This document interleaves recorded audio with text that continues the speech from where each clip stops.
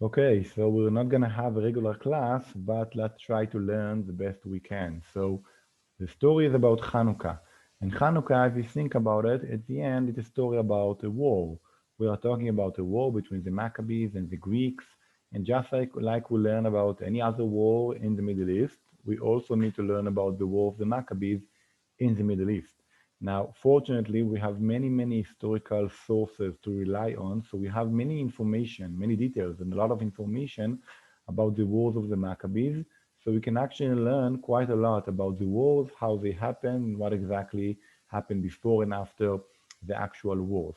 So if you put aside the story about the miracle of the oil and we focus only on one main aspect, I think, of the holiday, which is the War of the Maccabees, I think there's one major question we need to ask, and this is how did the Maccabees win the battle? Because eventually we are talking about an empire, the Greek Empire, and all the historical sources are supporting the main narrative of Hanukkah that the Maccabees won, and eventually the Greeks gave them a kind of a freedom, kind of independence. We can argue about exactly how it worked, but at the end, the Maccabees revolt was a success. And that's a big question to ask. How it can be possible? How could possibly the Maccabees win and beat the Greeks, which were a very strong force and a very strong empire at their time? So that's something to have in mind. Now, let's give us a very brief review of the forces of the history before the actual revolt, and then we'll get back to this question to ask how did the Maccabees win? So as I said, we're talking about the Middle East, and that's the topic of our class. And the Maccabees revolt and story of Hanukkah happened in the Middle East, not only because Israel is part of the Middle East, but also because it's a story which is wider than just Israel, but the region itself. So historically, and we're talking about biblical history, ancient history, there is a constant tension between the north and the south. Now, the names of the empires are keep changing. You can see a map from the biblical time, Mesopotamia and Egypt. Sometimes it's Egypt versus other empires in the north. It can be the Assyrians or other forces. But throughout the history, we can find many, many times when the south, sorry, Egypt, for instance, and the north are fighting with each other.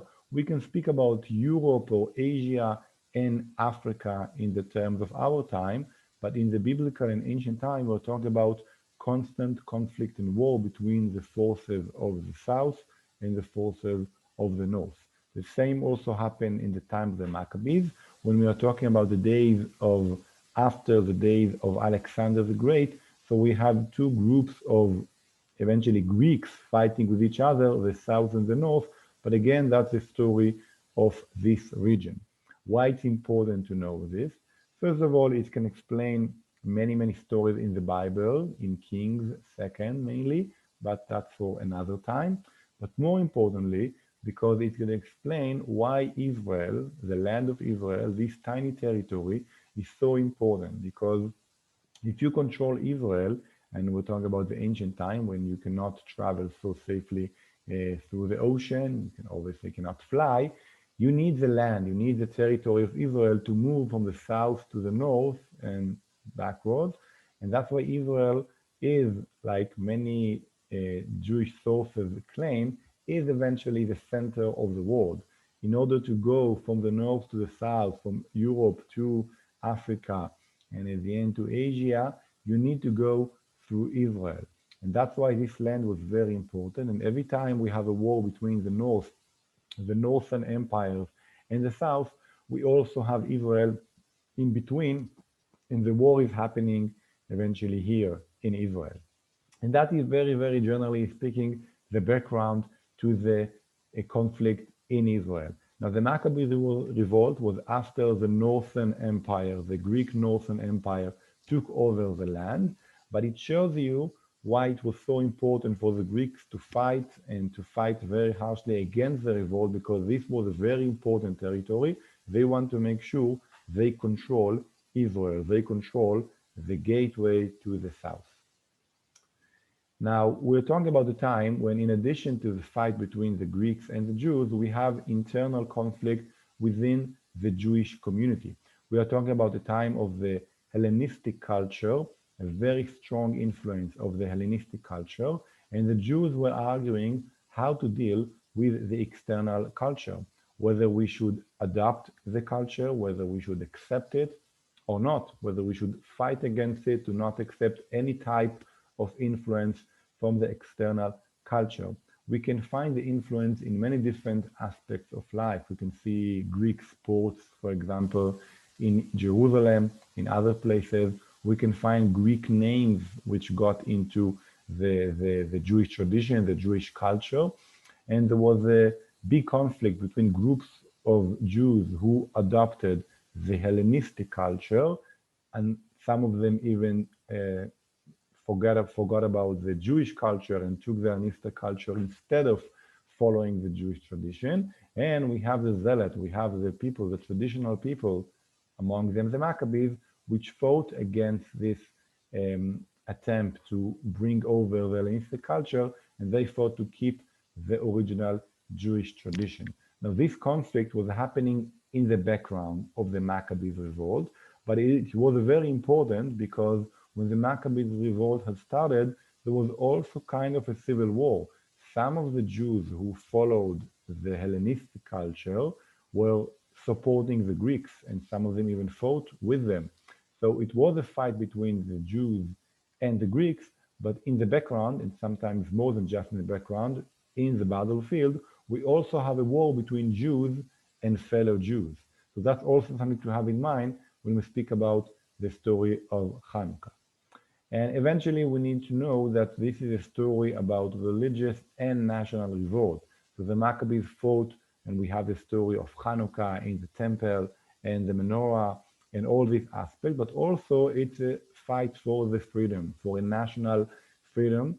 And at the end, and we know the end of the story, that at the end, the Maccabees won, and the Maccabees got kind of religious freedom, kind of independence. They had their own independent country. That's something to have in mind, that before the time of the Maccabees, we have the exile, we have the Jews exiled to Babylonian and came back.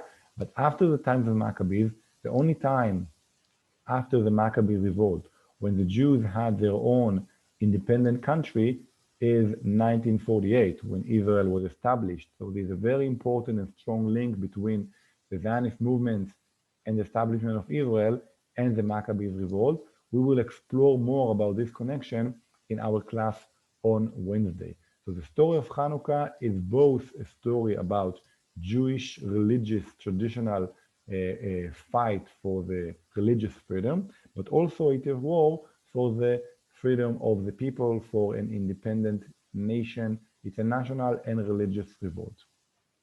Let's move to the question we asked before. How did the Maccabees win? So the obvious answer will be, it's a miracle. In the traditional prayer Al HaNisim of Hanukkah, we say Al HaNisim, on the miracle, about the miracles, and the miracle we explain in this traditional prayer is not the miracle of the oil, but only the miracle of the Maccabees winning the war. So that's something to have in mind. The story of Hanukkah in the traditional context is considered to be also a miracle. That's maybe one answer. You can accept it or not. Let's try to explain and explore maybe more the rational aspect of the miracle. So we can speak about the importance of topography. In the Israeli army, in my experience, you can always find, and we spoke a lot when I was in the army, about the importance of knowing the topography of the area where you are going to fight. So if you know exactly how the land is built, the hills and every place in the ground, you will be able to navigate. You will be able to use the advantage of the territory more than the other side. So in our case, the Maccabees lived there. They were native. They knew exactly how to fight and how to escape and how to hide and where to sneak. And they used in many of the wars their information, their knowledge of the topography. So there are many, many stories and many, many battles between the Maccabees and the Greeks when the Maccabees won because the Maccabees knew the territory way better than the Greeks. This is one option, one answer. How did the Maccabees win the war against the Greeks? Another options are the elephants. So we know that one of the greatest forces of the Greek army was the use of elephants. An elephant was a very famous and an important uh, figure, image of the time. The Greek soldier on the elephant. We have the story of Elazar, one of the brother of Judah the Maccabee. And as Elazar was killed by an elephant, it was a story about Elazar sneaking and running behind the elephant. He was stabbing the elephant to kill the leader on the elephant, but eventually the elephant fell down and smashed him and killed him. So the image of the elephant is one of the famous images of the war of the Maccabees. However, we should know that an elephant is a very strong animal, a very strong weapon. However, it's easy to see the downside of the elephant. It's very slow, very heavy, and if you fight from the hills, from a higher and above the army, an elephant cannot navigate on the hill. So the Maccabees were maybe they had less weapons and they were weaker than the Greek army. They did not have any elephant, but they were able to use their advantage of being faster and being able to move faster and to use the hills. And that's another way to take advantage of your situation. You don't have an elephant like the Maccabees, so they were able to use the downside of the elephant and fight in quick and smart way. So they'll be able to use the situation and eventually to embarrass the Greeks, which were very slow and very heavy with the elephant and the rest of the army. That's the second answer. The third answer, that they had some trained soldiers. We have the Maccabees. We have in our minds the image of the Maccabees, which were not trained, just ordinary people who happened to start fighting against the well-trained army of the Greeks. It is true for the most part, but we know from some sources that the Maccabees had some soldiers which were trained in different armies. Some of them fought in the Persian army, some of them fought in other cases. They fought Jewish people who fought in different armies in the region, and they came and joined the Maccabees revolt. So we have some interesting testimonies about these trained soldiers who were leading the group of Maccabees and helping them to learn how to fight in a better way. So that's something also to have in mind. It may be different, a little bit different than the regular image of the Maccabees we have in mind, but this is also part of the story. And that's maybe a very interesting reason. We know from many sources that the Maccabee used special tactics in their tactic in their fight against the Greeks. There is a very common rumor, I'm not sure if it's true, that in the officer courses in the IDF, they learn the Maccabees and their fight against the battles against the Greeks. I'm not sure if it's so true, but there is a lot of if you learn about the battle of the Maccabees, you can see how they were very smart and they knew how to use all the information, all the knowledge to win battle after battle. I'm going to show you just one example without getting into too much details, how they were able to fight in a smart way more than the Greeks. So that's a very famous battle of Emmaus. It's a place which we can actually go and see nowadays, very close to Jerusalem. And you can see the red arrows representing the Greeks. And the Greeks were settling in Emmaus, and they got some information that the Maccabees are in Mitzpah. And you can see on the right side. And some sources claim that the Maccabees gave them this fake information. So the soldiers, the main power, went to attack, to surprisingly attack the Maccabees in Mitzpah. At the same time, the Maccabees were hiding behind Emmaus, behind the main camp of the Greeks.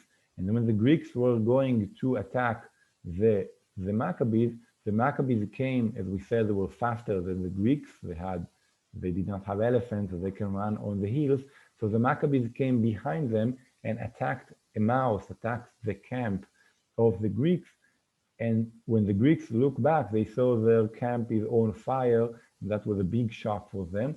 That's one example how the Maccabees used different tactics to win battle after battle in a smart way in and embarrass the mighty Greek army. Another reason how the Maccabees won, and that may be the main reason for the winning of the Maccabees, they fought for their freedom. And when you learn about the Greek armies, the Greek army was well trained, but the soldiers of the Greek army were people who came and served in the army mainly for money. Some of them were forced to fight in the Greek army. The Maccabees were fighting for their lives. They believed that they cannot handle anymore. They have to fight. They cannot accept the situation, all the Greek and all the decrees of the Greeks and all the oppression of the Greeks. And they fought for the freedom. And that's why I think that may be the main reason how come a small army, a weaker army can beat a very strong force, because the one side is fighting for money, for different external reasons, and the typical Greek soldier just want to go home when the war will be over, to be safe and go home. The Maccabees and the Jewish soldier is fighting for his freedom, so he's willing to sacrifice his life, he's willing to take risks, he's willing to fight very bravely against the Greeks. If it reminds you the story of Israel, the story of the Zionist soldiers and all the wars of Israel, I think it's the same story. The Jews are fighting for their lives. They feel this is our country, we have to fight, we have to win. And usually the other side, whether these are the Greek soldiers or maybe it's the Arab armies who fought against Israel during the first wars, they only wanted to go back home safely. So that may be another reason how come the Maccabees won. Maybe the main reason, they fought with all their power, with all their strength, and they knew that they have nothing to lose. They cannot keep their lives and keep moving forward with the same situation. They have to fight, and therefore they have to win. I think that's the main reason. That's a very powerful reason. The motivation of the soldier is a very important factor. Altogether, I think all the reasons can explain how the Maccabees won. With another additional reason to have in mind, maybe it will not explain how the Maccabees won the battle, but how they won at the end, the war itself. We should know that the Maccabees also had some agreements, secret agreements with the Roman Empire. That's a different story, maybe for another time, but the Greek was a strong empire at this time, but the Roman Empire was starting to get stronger and stronger, and the Maccabees were very smart in politics, and they were able to sign some agreements with the Romans. So at some point, the Greeks were very much afraid of the Romans, and they wanted to make sure that the Jews in Israel will not cooperate with the Romans, so they were willing to negotiate and eventually to agree to the demands of the Jews of the Maccabees. So that's also how the Maccabees used the regional politics. They took advantage of their connection with the Romans to negotiate with the Greek and to get them to sign agreements and to make peace and to give them all their demands, eventually to give them their own land. That's something also to have in mind. The Maccabees were very smart in politics. That's always very useful. So, is it a miracle or not? I think it's a different way to look at miracles. In our other class, in Midrash class, we spoke about what are miracles and different definition of miracles. I believe it's also a type of miracle. When you took together all these different answers I offered you, and the fact that all of them work together, the fact that the people have the bravery to fight for their lives, the people have the motivation to fight, they knew how to use all the tactics and they knew how to use the politics and how to take advantage of the fact that they did not have elephants. I think all these factors together, that's kind of a miracle. I think when you are succeeding in what you're doing, you have the strength, you have the energy, you have the motivation, you have the knowledge and the thoughts, the right way to think about how to win a battle. I think that's also kind of a miracle. Maybe not the type of a miracle of an oil which can last for 8 days, but this is also a type of a human miracle. I hope you enjoyed, and now you have some questions to answer based on this video. Good luck.